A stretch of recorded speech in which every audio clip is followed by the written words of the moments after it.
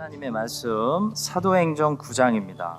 사도행전 9장 36절에서 43절의 말씀입니다. 사도행전 9장 36절부터 끝절까지 우리 함께 천천히 합독하겠습니다. 욥바에 다비다라 하는 여 제자가 있으니 그 이름을 번역하면 도르가라. 선행과 구제하는 일이 심히 많더니 그때에 병들어 죽음에 시체를 씻어 다락에 누이니라. 룻다가 욥바에서 가까운지라. 제자들이 베드로가 거기 있음을 듣고 두 사람을 보내어 지체 말고 와달라고 간청하여 베드로가 일어나 그들과 함께 가서 이르매 그들이 데리고 다락방에 올라가니 모든 과부가 베드로 곁에 서서 울며 도르가가 그들과 함께 있을 때에 지은 속옷과 겉옷을 다 내보이거늘 베드로가 사람을 다 내보내고 무릎을 꿇고 기도하고 돌이켜 시체를 향하여 이르되 다비다야 일어나라 하니 그가 눈을 떠 베드로를 보고 일어나 앉는지라. 베드로가 손을 내밀어 일으키고 성도들과 가부들을 불러들여 그가 살아난 것을 보이니 온 욥바 사람이 알고 많은 사람이 주를 믿더라. 베드로가 욥바에 여러 날 있어 시몬이라 하는 무두장이의 집에서 머무니라. 아멘. 오늘은 욥바에서 일어난 이야기라는 제목으로 말씀으로 위로받도록 하겠습니다. 하나님께서는 지금 베드로를 보내셔서 주의 백성들을 위로하시고 주의 백성들에게 응답하고 계십니다. 지난주 우리는 하나님께서 베드로를 룻다에 보내셔서 8년 동안 중풍병으로 고통당하고 있던 애니야에게 응답하시는 모습을 봤습니다. 8년 만에 하나님께서 애니야에게 응답하셨습니다. 오늘은 주님께서 욥바로 베드로를 보내셔서 욥바에서 슬픔에 잠긴 사람들에게 주의 백성들을 위로해 주시는 그런 내용입니다. 10장으로 가시면 베드로를 가이사랴로 보내셔서 기도하고 있는 고넬료에게 응답해 주시는 그런 장면이 나오고 있습니다. 성도 여러분, 분명한 사실은 하나님의 백성들이 기도하면 하나님께서 응답해 주신다라는 사실입니다. 하나님께서 이미 응답해 주셔서 지금 베드로가 주님의 응답을 가지고 우리에게 오고 있을지도 모릅니다. 그런데도 우리가 믿음이 없고 인내하지 못해가지고 왜 하나님 중풍병 가운데, 죽음 가운데, 이런 슬픔 가운데 우리를 버려두세요 라고 하고 있을지도 모른다는 것이죠. 성도 여러분, 하나님의 응답을 가지고 베드로가 지금 룻다에 또 욥바에 가이사랴에 열심히 오고 있습니다. 그 사실을 믿으시고 기도의 최고의 적이라고 할 수 있는 이 낙심에 우리가 빠지지 말고 언제나 응답해 주시는 주님을 더 인내를 가지고 기다리는 우리 모두가 될 수 있기를 주님의 이름으로 축원합니다. 오늘은 욥바에서 일어난 이야기를 통해서 우리에게 주시는 교훈들이 있습니다. 첫 번째로 선한 사람도 고난당한다라는 사실입니다. 종교는 거짓말을 잘합니다. 종교는 선한 일을 충분히 하면 고난에서 면제당할 수 있다라는 가르침을, 그런 거짓말을 뻔뻔하게 선전합니다. 그래서 사람들은 고난당하지 않기 위해서 아니면 고난을 좀 덜 당하기 위해서 뭘 하죠? 그 거짓말을 또 믿고 또 믿어서 선행을 합니다. 그러나 성경은 고난에서 예외되는 사람은 없다라고 말합니다. 선행은 해야 되지만요, 선행이 우리를 고난에서 예외시키는 것은 아니라는 거죠. 본문에 나오는 사람은 다비다라는 여인입니다. 다비다는 히브리어 이름이고 헬라 말로는 도르가였습니다.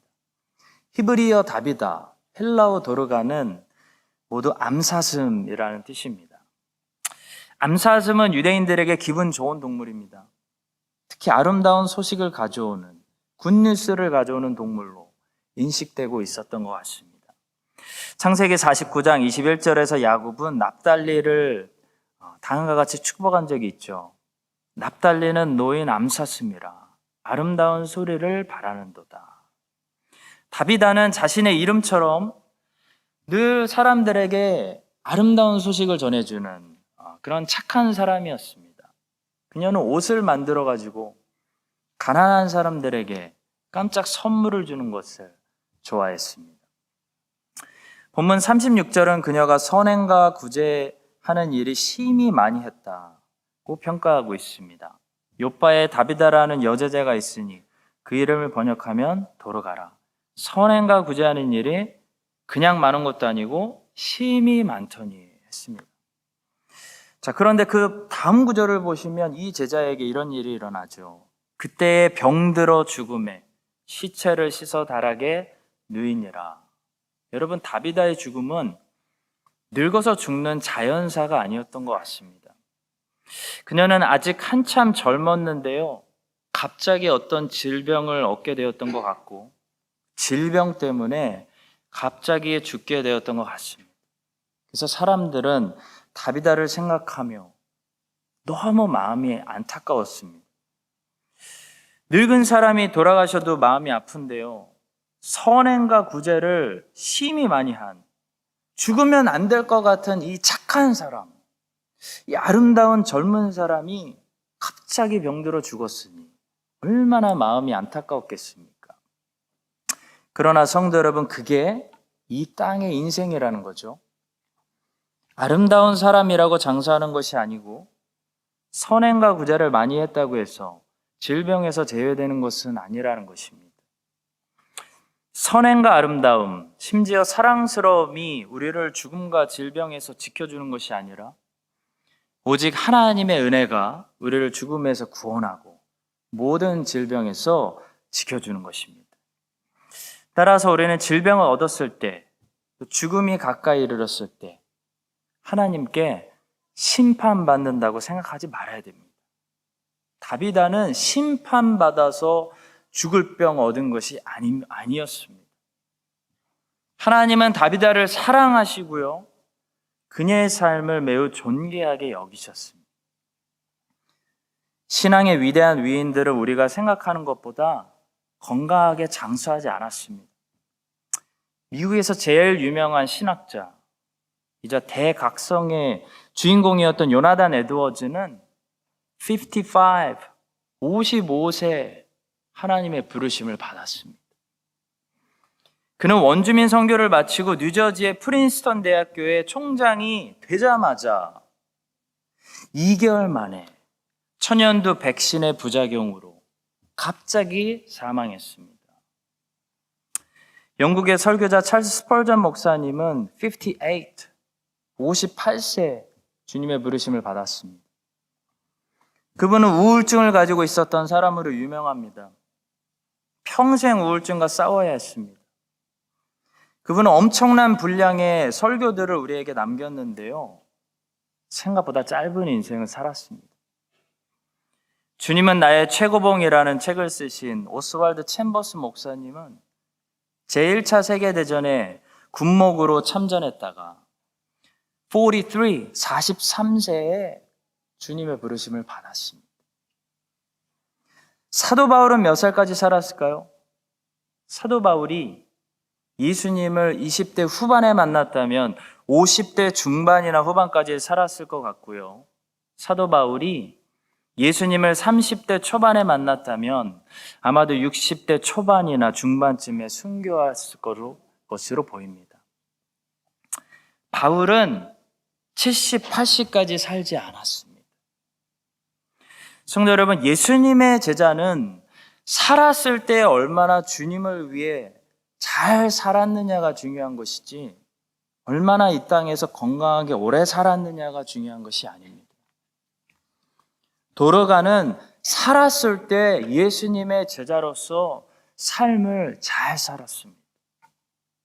그녀는 선행과 구제를 심히 많이 했습니다. 다 셀 수가 없었습니다. 그녀의 삶은 30대 아니면 40대 때 이미 하나님께 충분히 드려진 삶이었습니다. 하나님께서 내가 너의 삶을 잘 받았다라고 말씀하시는 그런 인생이었습니다. 성도 여러분, 어쩌면 여러분과 저는 아직도 우리 주님께 우리의 삶을 충분히 드리지 못했기 때문에 더 충분히 드리라고 주님이 이렇게 살려두시고 기회를 주고 계시는지도 모르겠습니다. 여러분과 제가 도르가처럼 오늘도 살아있을 때 우리의 삶을 온전히 주님께 아름답게 바쳐드릴 수 있는 그런 아름다운 제사를 드릴 수 있게 되기를 주님의 이름으로 축복합니다.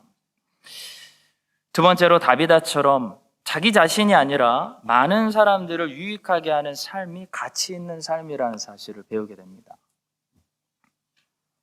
다비다는 비록 질병을 얻어서 고생하고 고통을 느끼고 인생을 길게 살지 않았지만 많은 사람들에게 행복을 주었습니다. 많은 사람들을 유익하게 하는 그런 삶을 살았습니다. 우리 주님과 비슷한 삶이었습니다. 그녀가 죽었을 때 보니까 욥바에 사는 사람들이 전부 베드로에게 와가지고 그녀를 칭찬했습니다. 손에 뭘 들고 왔는데요. 다비다가 살았을 때 만들어줬던 속옷들과 겉옷들을 가지고 와서 베드로에게 보여줍니다. 다비다가 죽은 후에도 다비다의 손이 했던 아름다운 일들은 여전히 세상에 남겨져 있었습니다. 성도 여러분, 우리가 죽은 후에도 기억합시다. 우리의 손이 했던 일들은 여전히 이 세상에 남겨지게 됩니다. 얼마 전에 제가 혼자 걷기를 하고 있었는데요. 길가에 아주 멋진 체어가 하나 있었습니다. 그래서 그 체어를 자세히 보니까 누구를 기념하기 위해서 만든 체어였습니다. 그래서 누구를 기념하는 건가 읽어보니까 몇 년부터 몇 년까지 어떤 할머니가 사셨는데 그 할머니는 이 길에서 항상 개를 데리고 산책을 했다. 그렇게 쓰여져 있는 것을 봤습니다. 그러면서 생각했습니다. 어떤 키위 할머니가 지금 내가 걷고 있는 이 길에서 개를 데리고 매일 평생 산책을 하셨구나. 근데 마음이 좀 씁쓸했습니다.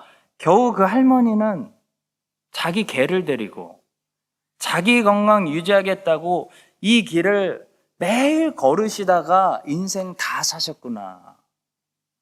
그리고 그 인생이 남긴 그 후손들이 기념으로 지어준 것이 고작 이 의자 하나구나 라는 생각을 했습니다. 저는 그걸 보면서 이 할머니가 분명히 친절한 할머니였겠지만 인생을 이렇게 살면 안 되겠구나 라는 생각을 했습니다. 성도 여러분, 그 키위 할머니가 이 세상에 남기고 간 것은 후손들이 지어준 의자 하나였습니다. 개 데리고 산책하다가 인생 다 사신 겁니다. 그러나 본문에 나오는 도르가가 이 땅에서 남기고 간 것은요, 단지 겉옷과 속옷이 아니라 예수님의 사랑이었습니다. 겉옷과 속옷이 중요한 것이 아니라 욥바에 사는 많은 사람들의 가슴 속에 예수님의 사랑을 남기고 갔다는 거죠. 가난한 자들을 품으시고 사랑해 주시는 예수님의 사랑의 흔적을 남기고 떠나는 인생이 진정으로 아름다운 인생입니다. 성도 여러분, 우리도 이 땅을 떠난 후에 우리의 손이 했던 일들을 이 땅에 남기게 될 텐데요. 우리가 어떤 흔적을 남기는 것이 가장 가치 있고 의미 있는 그런 인생일까요? 한 가지 분명한 것은 자기 자신을 위해서만 살았던 사람들이 남기는 흔적은요, 결코 아름다운 흔적이 되지 못한다는 것입니다. 고대 왕들이 우리에게 남기고 간 흔적들을 보십시오. 전부 자기 자신만을 위해서 살았던 흔적입니다. 우리는 그들이 남긴 흔적을 보면서 그들을 존경하기보다는 죽음밖에 남지 않은 그들의 썩어진 영광을 비웃을 뿐입니다. 고대 이집트의 왕들, 페르시아의 왕들, 조선의 왕들, 다 지금은 썩어진 영광만 남았습니다. 그러나 도르가의 인생처럼 예수님의 삶처럼 타인을 위해서 살았던 사람들이 남긴 흔적들은 시간이 지나도 사람들의 기억 속에 남아 있습니다. 성도 여러분, 세상에는 두 가지 무덤이 있는 것 같습니다. 땅에 묻히는 사람이 있고요, 사람들의 기억 속에 묻히는 사람이 있습니다. 자기를 위해서 살았던 사람들은 땅에 묻히는 것이죠. 땅에 묻히는 것들은 어떻게 되죠? 다 썩어서 없어집니다. 땅은 썩게 하는 곳입니다. 그래서 땅을 바라보면서 사는 인생이 허망한 겁니다. 땅에는 소망이 없습니다. 시간은 언제나 땅 편이 아닙니다. 땅에 투자하는 사람들은 시간이 갈수록 불리해집니다. 왜냐하면 땅은 어떤 곳이죠? 모든 것을 썩게 하는 곳이 땅입니다. 처음에는 좋았죠. 근데 시간이 가면 영광이 사라지는 곳이 땅입니다. 그러나 도르가처럼 또 우리 주님의 삶처럼 타인을 위해서 살았던 사람들은 땅에 묻히는 것이 아니라 많은 사람들의 기억 속에 묻힙니다. 사람들의 기억 속에서 영원히 사랑받고 존경받게 된다는 거죠. 욥바에 사는 사람들이 도르가를 여전히 살아 숨쉬는 것처럼 다 기억했던 것처럼 사람들의 기억 속에 묻힌다는 겁니다. 자기를 위해서 사는 사람들은 전부 땅에 속한 사람들입니다. 그래서 결국 땅이 그들을 삼켜버리고 땅에 들어가면 다 썩어서 없어지기 때문에 아무도 기억하지 못하는 겁니다. 여러분과 제가 오늘 우리 주님처럼 또 본문에 오늘 나오는 이 도르가처럼 다른 사람들을 유익하게 하는, 다른 사람들을 행복하게 하는 그런 가치 있는 삶을 살아서 썩어서 없어지는 땅에 묻히는 것이 아니라 사람들의 기억 속에 묻히는 그런 아름다운 인생들 다 되시기를 주님의 이름으로 축복합니다. 세 번째로 본문은 죽은 자들의 부활이 반드시 있다라는 사실을 우리에게 말씀하고 있습니다. 성경에는 죽은 자들이 다시 살아나는 부활의 이야기들이 종종 나오죠.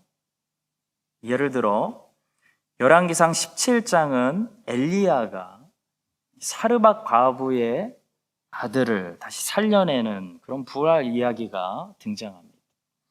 또 이어서 열왕기하 4장에는 엘리사가 수넴 여인의 아들을 다시 살리는 이야기가 등장합니다.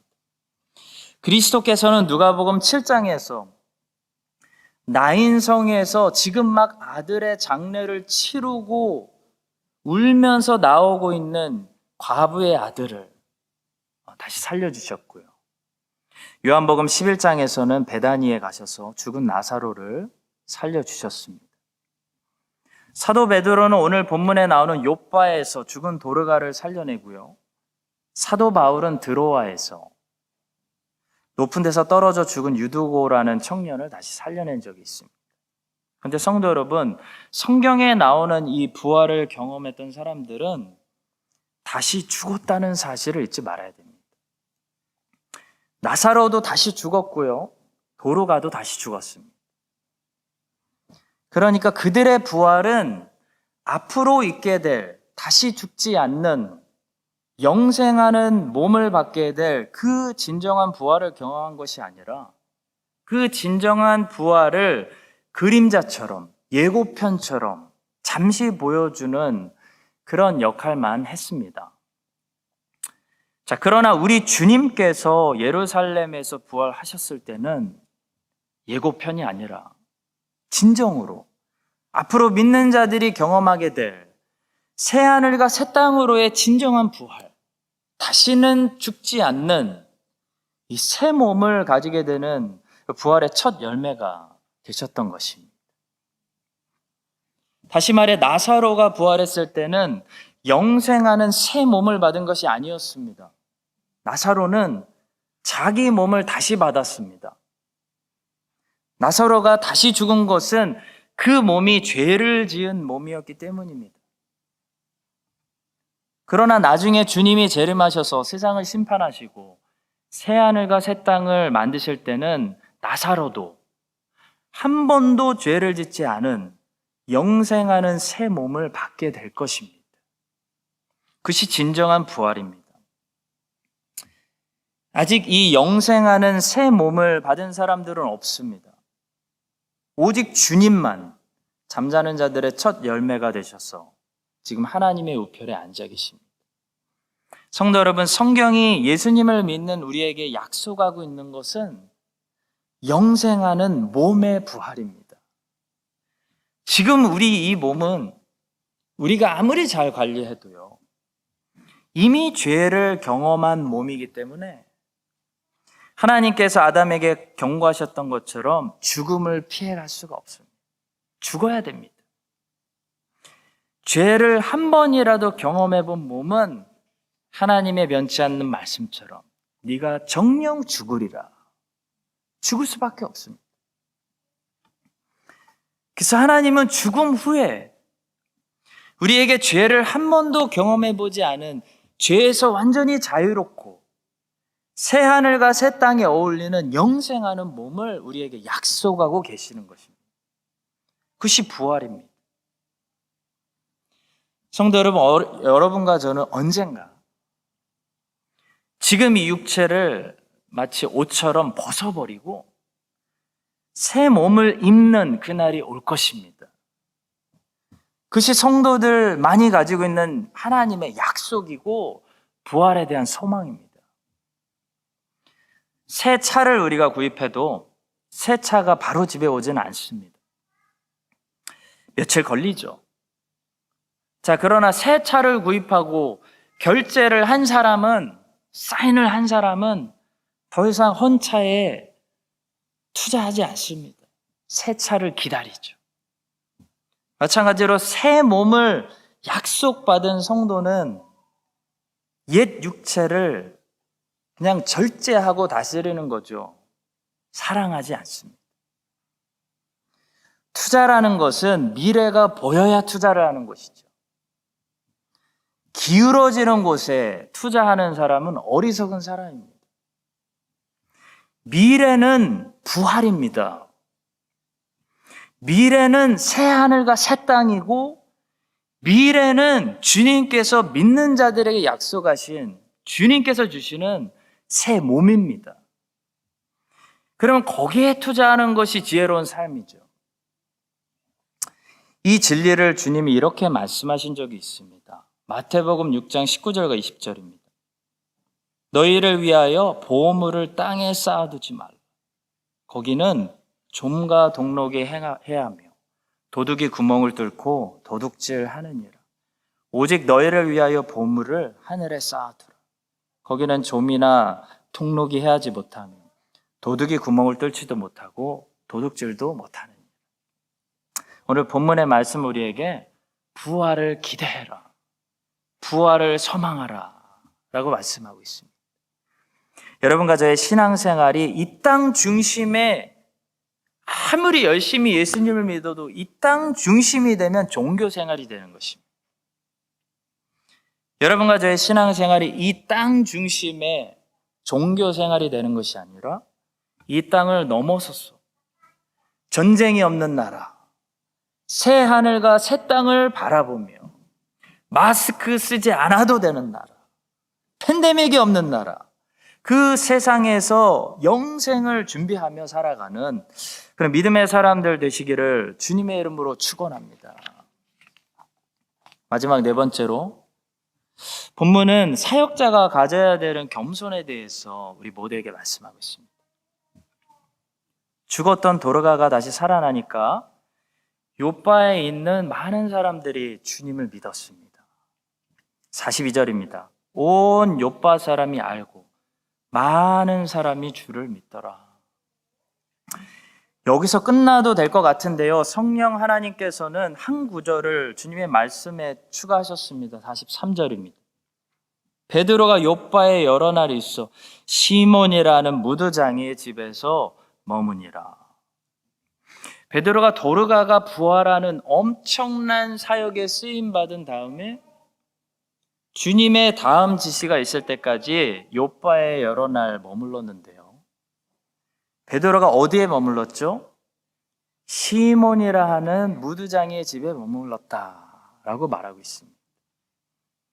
당연히 도르가의 집에 머물거나 도르가는 잘 살았을 것 같습니다.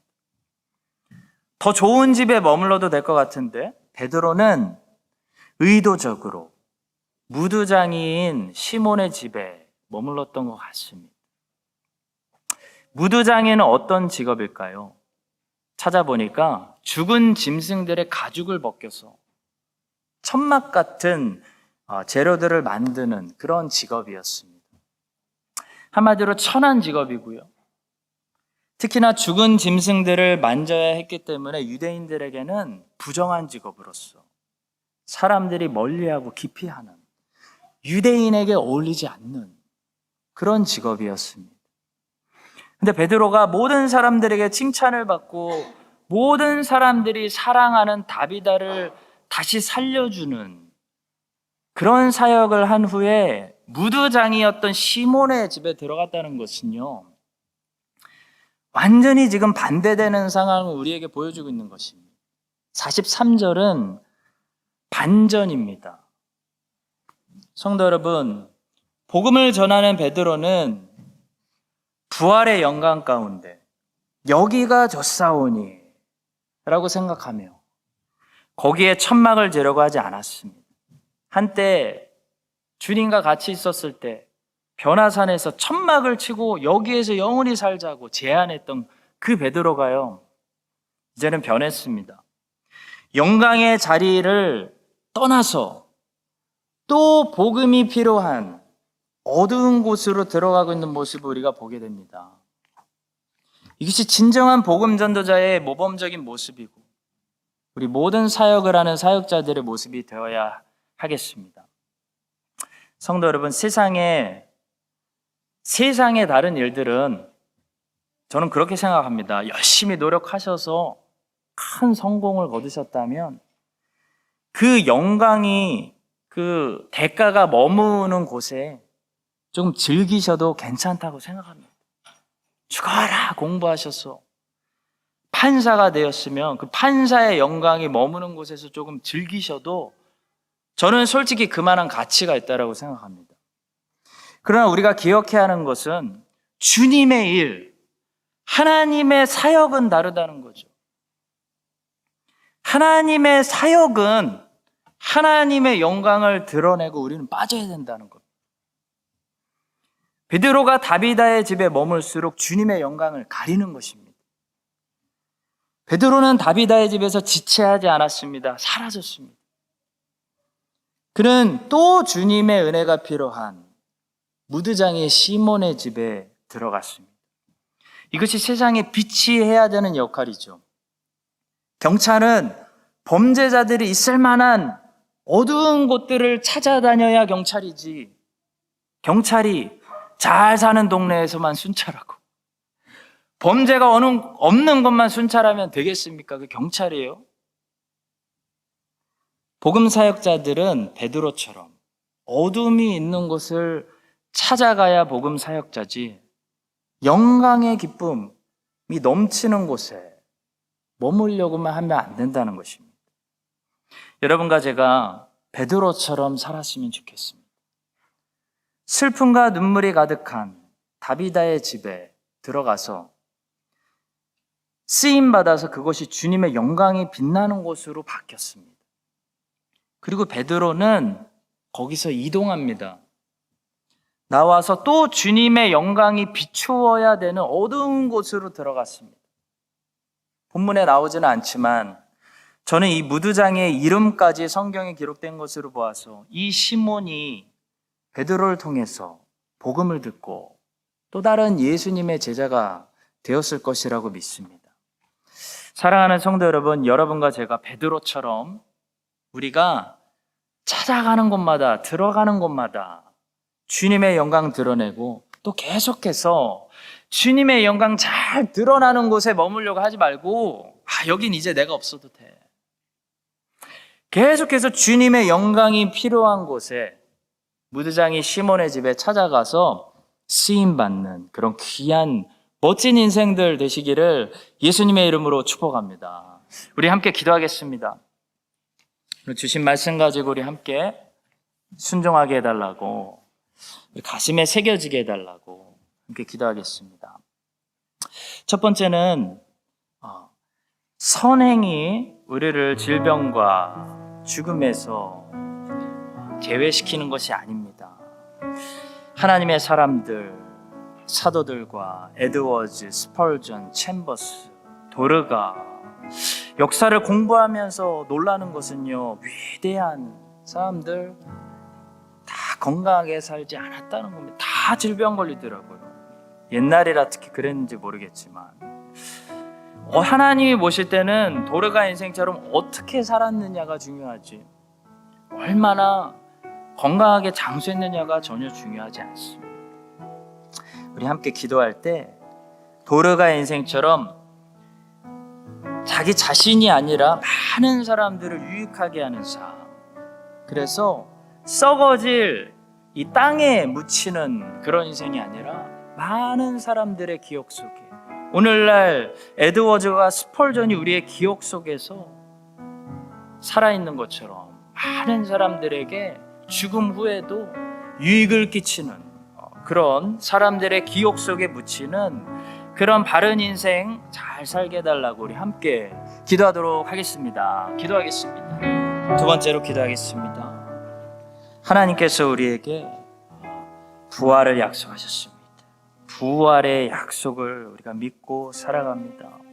이 땅에서 베드로처럼 부활을 바라보며 살아가는데요, 사역자로 살아가는데요, 주님의 영광 가득한, 주님의 일이 잘 되는 곳에만 영광에 머물려고 하다가 주님 영광 가리는 그런 사람들 되지 않고요, 무드장이 시몬의 집으로 가서 또 한 사람을 도와주고 있는 베드로의 모습처럼 정말 우리를 필요로 하는 그런 곳에 찾아가서 우리가 가는 곳마다 주님의 영광 드러내는 그런 쓰임받는 삶을 살게 해달라고 우리 마지막으로 함께 기도하고 각자 기도하고 돌아가시겠습니다. 함께 기도하겠습니다.